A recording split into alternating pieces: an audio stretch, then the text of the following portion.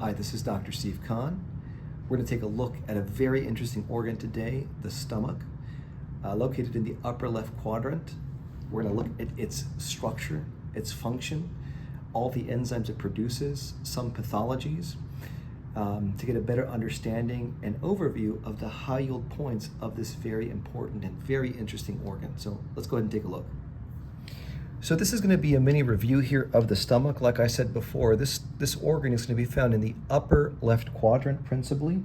It's a temporary storage tank for food that's going to help us with the chemical breakdown of the foodstuff that we eat. Starting with the beginning, as we see here, upper left quadrant, we're looking at the esophagus and we're looking at the duodenum here. So two extremes where we have two different organs. And right here in the middle, we have the stomach itself. So again, temporary storage tank, upper left quadrant. It's going to convert that foodstuff that we eat into this milky white substance called chyme. And an empty stomach, it's not that big. It can be at about 50 milliliters in volume, but it can get pretty big. We all know this. We all overeat sometimes, to expand up to 4 liters. When the stomach's empty, we really see the folds manifest here. These are called rouge. These are the folds of the stomach. So let's take a closer look now at the anatomy itself. So we have what's called the cardinal part of the stomach. It's going to surround the esophagus, essentially. So here we have the esophagus, and right here, the first part of the stomach is going to be the cardia, or the cardinal part. We have the fundus. This dome-shaped structure that you see here is called the fundus. It's right beneath the diaphragm. So the diaphragm is right above this point right here. And fun fact, on x-rays, sometimes you can see the fundus, little gas bubbles up in this region when you look at an x-ray. We also have the body. The body is the entire mid portion here of the stomach. And then we have the most interesting part here, which is the pyloric part. The pyloric part has a couple different elements to it, which is the antrum, which is the most superior part that we have here.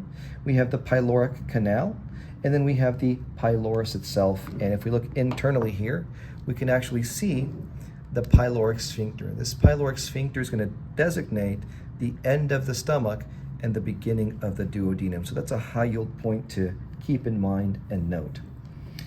We also have some important curvatures to note in the stomach. We have what's called the greater curvature of the stomach. This right here, this element right here, the larger C here, the convex lateral side, that's the greater curvature. This is where the greater omentum is going to hang off of. Remember, that's the first thing that you're going to see when you open that abdominal cavity. We also have the lesser curvature. The lesser curvature is where we have the lesser omentum, and a lot of times in dissections you have to kind of get through that lesser omentum to get to the pancreas that's posterior to that stomach.